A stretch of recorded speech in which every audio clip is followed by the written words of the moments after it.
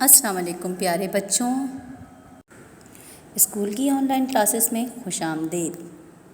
آج ہم میری اردو برائے جماعت پنجم آج ہم پڑھیں گے صفحہ نمبر 12 ہمارے رسم و رواج۔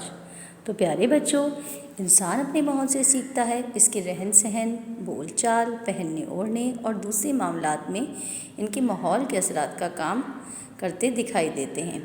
اگر ہم اپنے پیارے وطن پاکستان کو ہی لے لیتے ہیں، حالانکہ یہ ایک ہی ملک ہے پر اس میں بسنے والے سب ایک ہی قوم کے لوگ ہیں، مگر آب و ہوا اور قدرتی ماحول بدلنے سے لباس اور طور طریقے بدلتے چلے جاتے ہیں۔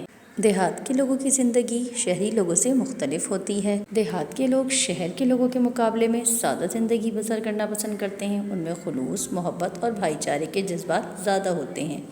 شادی بیاہ کے موقع پر ایک دوسرے کی مدد کرتے ہیں۔ یہ گھر میں ہی مویشی پالتے ہیں اور ان کا تازہ اور خالص دودھ استعمال کرتے ہیں۔ ان کی غذا بھی نہایت سادہ ہوتی ہے۔ یہ مکئی کی روٹی، سرسوں کا ساگ، دال، دہی اور لسی شوق سے پسند کرتے ہیں۔